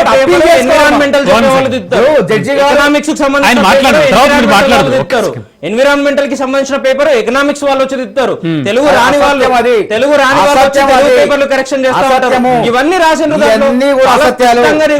శ్రీకాంత్ అనే అబ్బాయి రాసిండ్రు, ఆయనకు ర్యాంక్ వచ్చింది, తల్లిదండ్రులు లేరు, ఆయన 3 కోట్లు పెట్టి కొన్నాడు ఉద్యోగం, చేసేదానికి కూడా అర్థం ఇప్పుడు ఉండాలండి. వచ్చిన వాళ్ళని ఇలా RS పట్టుకోలేదు, రాని వాళ్ళకి ఇబ్బందులు తల్లిదండ్రులు జరుగుతాయి. 1700 కోట్ల ఉద్యోగులంతా ఈ రోజు పైన రోడ్ల మీదకి వచ్చి ధర్నాలు చేస్తా ఉన్నారు. గతంలో ఎవరు ఇదే రాహుల్ చేశారు? గాంధీ గారు కదా. రాహుల్ గతంలో గాంధీ ఇదే రాహుల్ గాంధీ గారు కదా, రేవంత్ రెడ్డి గారిని ఇలా ధర్నాలు వీడియో క్లిప్పింగ్ చేయండి. ఓకే. ఇలా BRS వాళ్ళు తప్ప ఎవరు ధర్నాలు చేయట్లే. చెప్పిన విషయం. BRS నాయకులు తప్ప ఎవరు చేయట్లే. ఇద్దరు ఒకసారి మాట్లాడితే చదువుకుంటున్నారు. ఒక్క సెకండ్. BRS తప్ప ఎవరు చేయట్లేదు. వీడియో క్లిప్పింగ్ చేయండి. ఎవరు నిరుద్యోగం ఉండేమో గ్రూప్ 1 మెయిన్స్ మీరు ఒక్కసారి ఈ రోజు క్లిప్పింగ్స్ చేయండి. 27, 28 సంఘాలు పిలుపునిచ్చిన ఈ రోజు. జాగృతి ఒకటి, బీఆర్ఎస్పీ ఒకటి పక్కన పెడితే మరో 25 కమిటీలు ఉన్నాయి ఈ రోజు అక్కడ. వాళ్ళందరూ పిలిచిండ్రు. ఇంత స్పష్టంగా కేవలం బట్టగాల్సి మీద వేయాలి, ప్రతిపక్షం మీద రుద్దాలి. ఇది మాత్రమే వీళ్ళ ఆలోచన. మరి ఓవరాల్ గా ప్రభుత్వంలో ఒక్క ఉన్నాము, నిమిషం. సమాధానం ఒక్క చెప్తాము, నిమిషం. బాధ్యత తీసుకుందామన్న ఓకే, ఆలోచనే ఓకే. లేదు. ర్యాంకర్ల పరిస్థితి ఏమిటి? ఇప్పుడు అదే ఎంతో కదా. కష్టపడి చదువుకున్న వాళ్ళ సిచ్యువేషన్ ఏంటి? వాళ్ళందరూ కూడా 563 మంది కూడా 5-6 సంవత్సరాలు కష్టపడి ఒక్కొక్కళ్ళు 6 సార్లు మెయిన్స్, సివిల్స్ మెయిన్స్ అది మామూలు విషయం కాదు. ఎంపిక అయ్యి ఇక్కడ గ్రూప్ 1 సాధించారు. గ్రూప్ వాళ్ళు ఏం అక్రమ దొడ్డిదారులు వచ్చాడు కాదు, వాళ్ళ మీద అనవసరంగా ఆరోపణలు చేయొద్దు. కావున ఎప్పటి నుంచి వచ్చిన ఆరోపణలు నిన్న మొన్నటి నుంచి వస్తున్నాయి. అంతకుముందు ఏమైంది మరి? ప్రిలిమ్స్ జరిగినప్పుడు ఏమైంది? మెయిన్స్ ఇంటర్ ఫలితాలు వచ్చినప్పుడు ఏమైంది? అంటే కావాలని కట్టుకదలుతూ ఈ గ్రూప్ 1 పరీక్ష పైన విష ప్రచారం చేస్తున్నారు. సాధారణమైన తెలవని వాళ్ళ మెదడులో విషం చెబుతున్నారు. ఇది సహేతం కాదు. సత్యమేవ జయతే అంతిమంగా వాళ్ళలాగా కాంగ్రెస్ ప్రభుత్వం చేయదు, అవసరం లేదు. కాబట్టి వాళ్ళు పరీక్షల్లోనే లీకులు చేశారు, భద్రతా ప్రమాణాలు పాటి అట్లాంటివి ఏమైనా జరిగితే మేము రద్దు చేసే వాళ్ళని వీళ్ళదా కూడా వస్తుంది. ఇప్పుడు కూడా అంటున్నాం 3 కోట్లు ఎవరికి వచ్చిన 523 మంది ఎవరు బయట చెప్పండి, పేరు చెప్పండి, ఏ మంత్రి పేరు చెప్పండి, ఏ మంత్రి తీసుకోవడం ఆధారాలతో సాయండి, వెంటనే ఇప్పుడు సిబిఐ సైడ్ దగ్గర పోదామంటున్నా, రాజును సాక్షిగా పోదామంటున్నా. సో అది తప్పరు, ఎవరు చెప్పరు, పేరు చెప్పరు. ఇది 3 కోట్లు అడిగింది కమిషన్ వేస్తే పేర్లు చెప్పు, అడిగింది వీళ్ళు. అకౌంట్లు తీస్తే కేటీఆర్ గారు ఇంక్వైరీ కమిషన్ ఏంటి? కేటీఆర్ గారు కేటీఆర్ పిఏ వచ్చింది, తిరుపతి పేర్లు వచ్చినాయి ఆ రోజు. ఆ రోజు ప్రభుత్వంలో ఇలా ఉన్నప్పుడు జైల్లో ఉన్నారు కొంతమంది. వాళ్ళ మీద ఆ గ్రూప్ 1 పరీక్ష లీకులు కారణంగా జైల్లో ఉన్నారు మీద, కేటీఆర్ గారి బావమరుదుల మీద, కేటీఆర్ గారి పిఏల మీద, కేటీఆర్ గారి ఆఫీస్ లో ఉన్న మెంబర్స్ మీద మరి అది. బట్టగలిసి వాళ్ళు చెప్పింది అది. అరెస్ట్ అయిన వాళ్ళు ఎక్కువ మాట్లాడారు కదా, బయటికి ఓకే, తీయండి. one second, తీసే sir. పరిస్థితి ఎందుకు లేదు? Sir. కేవలం కాళేశ్వరం మీద ఒక్క అంటారు, నిమిషం, PC ఒక్క కోసం నిమిషం. అంటారు, శ్రీనివాస్ గారు దీని మీద ఎందుకు వేయలేకపోతా ఒక్క ఉన్నారు? నిమిషం. శ్రీనివాస్ సార్, ఎస్సీ ఎస్టీ బీసీలకు ఈ విషయంలో అన్యాయం జరిగిందనిపిస్తోందా? అంటే అప్పుడైతే కేసీఆర్ గారి గవర్నమెంట్ పై కాంగ్రెస్, ఇప్పుడు రేవంత్ సర్కార్ పై బీఆర్ఎస్. అంటే ఇదంతా కూడా రాజకీయ లబ్ధి అంటారా? ఎట్లా చూడాలి? అంటే ఈ ఆరోపణల్లో అసలు ఏది నిజం, ఎవరు మాట్లాడుతోంది నిజం? ఇప్పుడు ఆ నిజం బట్టి తెలిసేదికే కోర్టులు నడుస్తున్నాయి. మనం ఏం చెప్పాలి చెప్పండి రమ్మ గారు. ఇప్పుడు ఏం మాట్లాడే కోర్టు చెప్పింది ఆల్రెడీ. జీవో 5520 ఇది ఈ సంబంధం లేదు, ఈ కోర్టు చెప్పలేదు, దానికి సంబంధం లేదు. ర్యాంకర్స్ ఏమో చాలా బాధపడతా ఉన్నారు. అవును. వాళ్ళందరూ పైరవి చేసినట్టు కాదు, కానీ ఎవరో ఒకరు ఏమో చేసే ప్రయత్నం చేసినట్టు డెఫినెట్ అటువంటి వాళ్ళ మీద యాక్షన్ తీసుకోవడం ప్రయత్నం తీసుకోవాలి కదా, చొరవ తీసుకోవాలి కదా సర్కార్. నిరాధారమైన ఆరోపణలు చేసినట్టయితే ఎవరితో మాట్లాడినారో వాళ్ళను పిలిచి అడగండి, క్వశ్చన్ చేయండి, ఏం చెప్పండి, మీ ఆరోపణల మీద మీ ఆధారాలు ఏమున్నాయని చెప్పండి. తప్పు అయితే తప్పుడు కేసు బనాయించే భద్రం చేసే ప్రయత్నం చేసినప్పుడు కేసులు బనాయించండి. కానీ దాని కారణంగా పిల్లల్ని అవమానించడం, పేరెంట్స్ ని అవమానించడం, లేదంటే కోర్టుకు వెళ్ళి ప్రొలాంగ్ చేయడం, పెండింగ్ పెట్టడం, ఇదంతా కూడా రాష్ట్రానికి నష్టం నేను చెప్పేది. సో ఎస్సీ ఎస్టీ బీటీ ఎవరైనా కావచ్చు కాక, ఎవరైనా కావచ్చు కాక, రాష్ట్ర అవసరాలకు కూడా మ్యాన్ పవర్ యూజ్ చేసుకోవాలనే పరిస్థితిలో ఈ ఈగోలకు పోయి, ప్రెసిడెంట్లకు పోయి, ఆరోపణలు ప్రత్యారోపణలకు పోయి ఇదంతా ప్రాసెస్ ఆపడం కరెక్ట్ కాదు. అటువంటి అవకాశం కూడా సర్కార్ ఇవ్వదు. తన యొక్క కండక్షన్ ఆఫ్ ఎగ్జామినేషన్ అనేది చాలా స్ట్రిక్ట్ గా ప్రొసీజర్ ప్రకారం జరగాల. ఈ యొక్క కోర్టులో కూడా చాలా పకడ్బందీగా ప్రొసీజర్ ప్రకారం కండక్ట్ చేస్తాము, ఇది మా సిస్టమ్ అని చెప్పేసి ఆ రకంగా డిఫెండ్ చేసుకోలేనట్టు కారణంగానే ఇవాళ కోర్టు అన్ని రకాల కామెంట్ చేసింది. కామెంట్ మాత్రమే, జడ్జిమెంట్ కాదు, ఫైనల్ కాదు. నిఖిల్ గారు ఒక్క నిమిషం. నాకు వచ్చిన ఏంటంటే, ఇప్పుడు మీ హయాంలో కావచ్చు, ఇప్పుడు వీరి హయాంలో కావచ్చు, టీజీపీఎస్సీ మీద పెద్ద క్వశ్చన్ మార్క్ ఉంది అందరికీ. అంటే టీజీపీఎస్సీలో ఉన్న కీలకమైనటువంటి ఆఫీసర్స్ కావచ్చు, ఆ హైరార్కీ ఉంటుంది, వాళ్ళ నుంచి అక్కడి నుంచి ఏమైనా రావాలంటారా? టీజీపీఎస్సీ గురించి ప్రతి ఒక్కళ్ళు క్వశ్చన్ చేసే పరిస్థితి ఏర్పడింది. దానికి సంబంధించి ఏం చెప్పుకోవచ్చు? ఇప్పుడు గతంలో తెలంగాణ ఉద్యమానికి సంబంధించి కీలకంగా పనిచేసి అనేక మేధావి సంఘాలతో కలిసి పనిచేసినటువంటి గంటా చక్రపాణి గారు లాంటి వాళ్ళను టీజీపీఎస్సీ చైర్మన్ గా చేసినాం మేము. చేసిన తర్వాత వారి తర్వాత జనార్దన్ రెడ్డి గారు వచ్చిండ్రు, ఎఫిషియెంట్ ఆఫీసర్ అన్న పేరు ఉంది తనకు. వీళ్ళిద్దరి సమక్షంలో సరే మేము అనేక ఉద్యోగాలు దాదాపుగా 1,65,000 ఉద్యోగాలను ఫిల్ చేసినాము. ఒక 40,000-45,000 ఉద్యోగాలు ప్రాసెస్ లో నుంచి దిగిపోయినా సరే దాంట్లో ఒకసారి 2 సార్లు పేపర్ లీకేజ్ అయింది అని ఒకసారి చెప్పిండ్రు. రెండోసారి సరే టీజీపీఎస్సీ ప్రొసీజర్ ల్యాప్సెస్ లో భాగంగా ఏదో తంబుకు సంబంధించి బయోమెట్రిక్ సంబంధించి టెక్నికల్ ఇష్యూ అన్నారు. ఇవన్నీ చేసిండ్రు కదా. చేసిన తర్వాత ఈ రోజు కూడా అదే సమస్య మళ్ళీ ఎందుకు ఉత్పన్నమైంది? మరి ఈ రోజు ఇన్ని ల్యాప్సెస్ ఎందుకు అవుతా ఉన్నాయి? దీంట్లో మీరు మళ్ళీ అదే సమస్య లీకులు కాలే, అక్కడ లీకులు అయితే మేమే ఆపేవాళ్ళం. చాలా స్పష్టంగా సేమ్ మార్కులు అయితే చెప్తా ఉన్నారు. దీనికి సంబంధించి ఆ రోజు నుండి నిరుద్యోగులు పబ్లిక్ డొమైన్ కి వచ్చి చెప్తా ఉంటే, ప్రధాన ప్రతిపక్షంగా మా దగ్గరకు వస్తా ఉంటే, మా నాయకులు ఆ రోజు రాకేష్ రెడ్డి గారు మాట్లాడినారు, కౌశిక్ రెడ్డి గారు హుజురాబాద్ శాసనసభ్యులు మాట్లాడితే హుజురాబాద్ శాసనసభ్యులు కౌశిక్ రెడ్డి గారి మీద SC/ST అట్రాసిటీ కేసు పెట్టిండ్రు. మా నాయకుడు రాకేష్ రెడ్డి గారికి ఏం చేసిండ్రు? టీజీపీఎస్సీకి సంబంధించిన పరువుకు నష్టం కలుగుతుందని పరువు నష్టం దావా చేసే విధంగా నోటీసులు పంపిండ్రు. ఇవి వీళ్ళు చేసిన పని. నిజంగా ఆ రోజు పెండింగ్ లో ఉన్న కేసుల సంగతి ఏమిటి? చెప్తారు. ఇప్పుడు వీళ్ళు ఏం చెప్తా ఉన్నారంటే, ఇప్పుడు కూడా మనోహతరాయ్ గారు ఏం చెప్పిండ్రంటే, ఈ రోజు ప్రభుత్వం సమాధానం చెప్పలేదు ఎందుకు అని అంటే టీజీపీఎస్సీ సమాధానం చెప్తుంది అంటారు. ఆ రోజు ఏం చేసిండ్రు? కేసీఆర్ గారు సమాధానం చెప్పాలి. ఆ రోజు టీజీపీఎస్సీ కాదు సమాధానం చెప్పాల్సింది వీళ్ళకు. ఆ రోజు కేసీఆర్ గారు చెప్పాలి, ఈ రోజు అయితే టీజీపీఎస్సీ చెప్పాలి. వీళ్ళు అధికారం నడుపుతా ఉన్నారు కాబట్టి, రేవంత్ రెడ్డి గారి పరిపాలన చేస్తా ఉన్నారు కాబట్టి, ఈ రకంగా వీళ్ళ మాటలు ఉంటే ఎవరు పడితే వాళ్ళ మీద బట్టగాల్చి మీరేయాలి, బురద చల్లాలి. ఇవి తప్ప ఇంకో ఆలోచన ఉండదు వీళ్ళకు.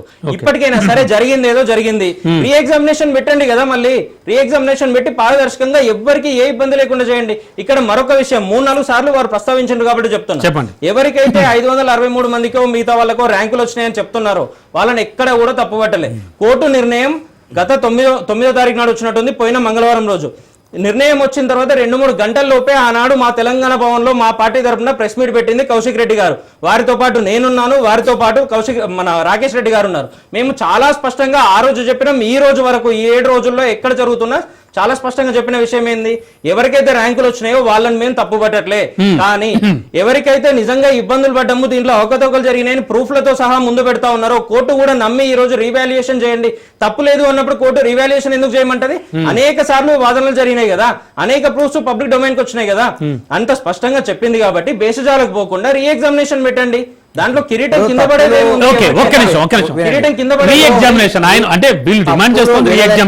లీకులు చేస్తే తప్పులు చేస్తే మేము ఒక వీళ్ళు చెప్పాల్సిన అవసరం లేదు. మేము వెంటనే దాన్ని తీసుకుంటాం. ఇక్కడ ఏం జరగదు, మూల్యాంకనంలో వ్యత్యాసాలు ఉన్నాయి, ఆంగ్లం తెలుగు మధ్య అని చెప్పింది అంతే తప్ప ఇంకేందేదో అక్రమాలు జరిగి వెళ్ళక్క విదేశాల్లో అక్కడ దొరకలేదు. కాబట్టి ఇక్కడ గుర్తుపెట్టి ఆంధ్రాలో ఉంది, ఇప్పుడు గ్రూప్ 1 కూడా కోర్టులో ఉంది. ఆంధ్రాలో ఏం జరిగింది? ఆ ఆధారాలు అభ్యర్థులే పట్టుకున్నారు, అభ్యర్థులు పట్టుకొని కోర్టుకు సమర్పించారు. దెబ్బకి ఇప్పుడు అది రేపు మాపు రద్దు కాబోతుంది. ఎందుకంటే ఒకసారి గ్రూప్ 1 పెడితే ఆన్లైన్ లో మూల్యాంకనం జరిగింది, ఆ విదేశాల్లో వాల్యుయేషన్ చేసే ఉన్న వాళ్ళు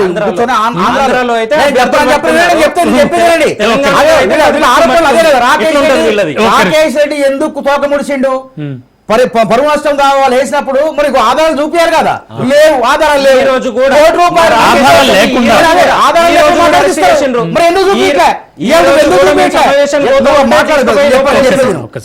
రాకేష్ రెడ్డి టీజీపీఎస్సీ మీద ఆరోపణలు చేసిండు. మరి బహార్ గాడు ఇక్కడ జరిగింది, వీడికి ఉద్యోగం వచ్చింది, వీడు కొన్నాడని చూపించాలి కదా, నోరు ఉంది కదా అని ఏదైనా ఆధారాలు చెప్తే మన అవతరాలు ఇస్తారు. ఆంధ్రాలో కూడా ఏం జరిగిందనండి, ఒకసారి ఆన్లైన్ లో మూల్యాంకనం జరిగితే మార్కులు వచ్చిన వాళ్ళు ఎంపిక చేస్తే ఇది ఆన్లైన్ లో జరిగింది, సహేతుకం కాదు, తప్పు, మళ్ళీ మాన్యువల్ గా జరగాలి, మనుషులు దిద్దాలి, మళ్ళీ టీచర్లు వచ్చి నేరుగా దిద్దాలంటే వీళ్ళు ఏం చేశారంటే మాన్యువల్ గా దిద్దాలంటే వీళ్ళు గుట్టు చప్పుడు కాకుండా ఒక ప్రైవేటు ఫంక్షన్ హాల్లో తీసుకొని ఎవరికి తెలియకుండా దిద్ది ఎవరికో మార్కులు వేశారు. మళ్ళీ అభ్యర్థులు ఆధారాలు ఎక్కడ దిద్దారు, ఏంది, ఎంత డబ్బులు కట్టారు, ఎవరు కట్టారు, ఏబిపిఎస్సీ ఎట్లా కట్టిందని చెప్పి ఆ రిసిప్ట్ పట్టుకొని కోర్టులో వేస్తే దెబ్బకి ఇప్పుడు విచారణ నడుస్తుంది, త్రిశంకు స్వర్గంలో ఉన్నాయి. అట్లా ఆధారం ఏదంటాను నేను. ఎస్పీ గారు జైల్లో ఉన్నాడు, ఇక్కడ మీరు ఆధారం ఏదంటారు? 3 కోట్లు అడిగిన మంత్రి ఎవరు, లేదంటే 3 కోట్లు పెట్టి ఉద్యోగం కొన్న అభ్యర్థి ఎవరు, 523 మందిలో ఎవరో చెప్పమంటే ఎవరు చెప్పరు. ఇప్పుడు రద్దు చేద్దాం అంటున్నా, సిఐడి కప్పు చెప్తారు, సిబిఐ కప్పు చెప్తారు. శ్రీనివాస్ గారు ఓవరాల్ గా చూస్తే కనుక ఇప్పుడున్న కండిషన్ లో టీజీపీఎస్ పాత్రపై టీజీపీఎస్సీ కి సంబంధించి అంతా క్వశ్చన్ చేసే పరిస్థితి ఏర్పడుతోంది. ఓవరాల్ గా ఫైనల్ గా మీ వెర్షన్ ఏంటి, ఏం చెప్తారు? అంటే ఇటువంటి అవకాశాలు ఎవరు ఇవ్వద్దు వ్యవస్థలో. రోజువారీగా ఇట్లా ఆరోపణలు ప్రత్యారోపణలు చేసుకుంటా పోతే we can't run, we can't governance, అవును అవును చాలా కష్టమవుతుంది. కాబట్టి అధికారులకు బాధ్యత ఉంటది, ప్రభుత్వానికి బాధ్యత ఉంటది. ఇటువంటి ఆరోపణలు వచ్చినప్పుడు చాలా తప్పులే లేనప్పుడు చాలా గట్టిగా నిలబడి దాన్ని సపోర్ట్ చేసుకుంటూ ముందుకు సాగాల్సిన అవసరం ఉంది. ప్రజలకు అపియరెన్స్ ఎవరైతే ఎగ్జామ్ కండక్ట్ అపియర్ అవుతారో వారందరికీ ఒక భరోసా ఇవ్వాల్సిన అవసరం ఉంది సిస్టమ్ మీద. సిస్టమ్ మేము పకడ్బందీగా నిర్వహిస్తా ఉన్నాం. You be with government decision, government support చేయండి, సాలిడారిటీ ఎక్స్ప్రెస్ చేయండి అని చెప్పగలగాలి. అంత కాన్ఫిడెన్స్ తోని ముందుకు రావాల్సిన అవసరం ఉంది. మంత్రి గారు కావచ్చు, లేకుంటే అధికారులు కావచ్చు, అటువంటి సిస్టమ్ ఎక్స్ప్లెయిన్ చేస్తూ మీరు ఆ కాన్ఫిడెన్స్ బిల్డప్ చేయాల్సిన అవసరం లేదు. ఎందుకంటే 1,00,000 మంది యూత్ అంతా కూడా రోడ్ల మీద తిరుగుతా ఉంటే ఈ బాధ కనబడదా, ఈ బాధ వినబడది అంత అర్థనాథాలు ఆ గోసలందరూ కూడా ఎవరైనా ముందుకు వచ్చి మాట్లాడుతున్నారు. యూత్ ని ఒక దారిలో తీసుకురావడానికి అందరికి ఏ సర్కార్ కూడా ఉద్యోగం ఇవ్వదు. ఎంతో కష్టపడి రేయింబవళ్ళు కష్టపడి చదువుకున్నటువంటి ప్రిపేర్ అయిన ఎగ్జామ్స్ అవి. ఇట్స్ నాట్ దాన్ని కూడా సరైన విధంగా రిక్రూట్ చేసుకుని పనిలో తీర్చేటువంటి షూర్ సార్, మనకు సమయం కూడా ఎంత లేదు. వారి ఫైల్ గా ఒక్క నిమిషం నిఖిల్ గారు క్లుప్తంగా చెప్పండి. అంటే 3 అడుగులు ఎదురుకెళ్తుంటే 6 అడుగులు వెనక్కి అన్నట్టుంది. అంటే మీరు రకరకాల వెర్షన్స్ వినిపించవచ్చు, బట్ వాట్ అబౌట్ నిరుద్యోగుల గురించి అసలు ఆలోచించేది ఎవరు? ఏం జరుగుతోంది అసలు? అంటే కాన్స్టెంట్ గా ఒక విషయం మీద అంటే స్టాండ్ అయి ఉండాలి కదా. మీ హయాంలో జరిగింది ఏంటి? ఇప్పుడు ఫైనల్ గా ఏం చెప్తారు క్లుప్తంగా? ఇక్కడ రాజకీయాలని పక్కన పెట్టి ఎండ్ ఆఫ్ ద డే నిరుద్యోగులకు లాభం జరగాలి, ఏ నిరుద్యోగి కూడా నష్టపోవద్దు అన్నది కంక్లూజన్ ఇక్కడ. దాన్ని పక్కన పెట్టి ఈ రోజు ఆంధ్రాలోనేమో నిరుద్యోగులు కేసులు వేసిండ్రు, తెలంగాణకు వచ్చే వరకు ప్రతిపక్షం అంటారు అదే నిరుద్యోగులు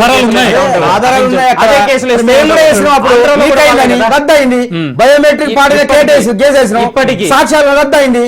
ఇప్పుడు ఎక్కడ రద్దయింది? ఫిలిమ్స్ అంటున్నాం. సాక్ష్యాలతో దానికి సంబంధించిన సమావేశం పెట్టడానికి అనేక సంఘాలు పోతే మా సంఘం తరఫున కూడా మా బీఆర్ఎస్పీ విద్యార్థి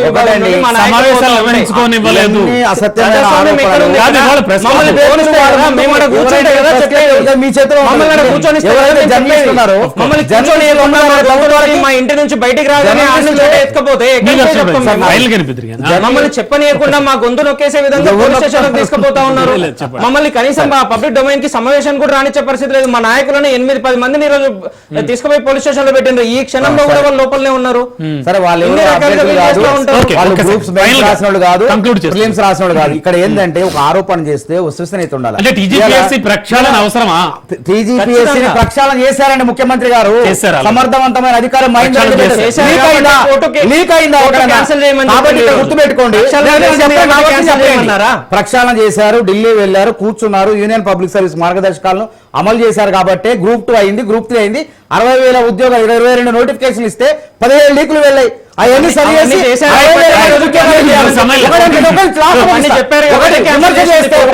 విమర్శ చేస్తే క్రెడిబిలిటీ ఉన్న వాళ్ళు విమర్శ చేయాలి. ప్రిలిమ్స్ పాస్ అయ్యి, మెయిన్స్ పాస్ అయ్యి, డిగ్రీలో గోల్డ్ మెడల్ చిన్నప్పటి నుంచి ఉంటే నాకు అన్యాయం జరిగిందంటే నమ్ముతారు. అరే ప్రిలిమ్స్ పాస్ కావా, మెయిన్స్ పాస్ కావా, అసలు చదివే అక్కడ ఉన్న పిల్లగాళ్ళు, అక్కడ ఎవరైతే ఫస్ట్ పెట్టే పిల్లగాళ్ళు, నేను 3 ఉద్యోగాలు 6 సార్లు సివిల్స్ ఎంపికైనా, నా పక్క రాష్ట్రంలో ఉద్యోగం వచ్చింది, నా సర్టిఫికెట్ చూడండి, నేను డిగ్రీలో గోల్డ్ మెడల్ అని చెప్తాను.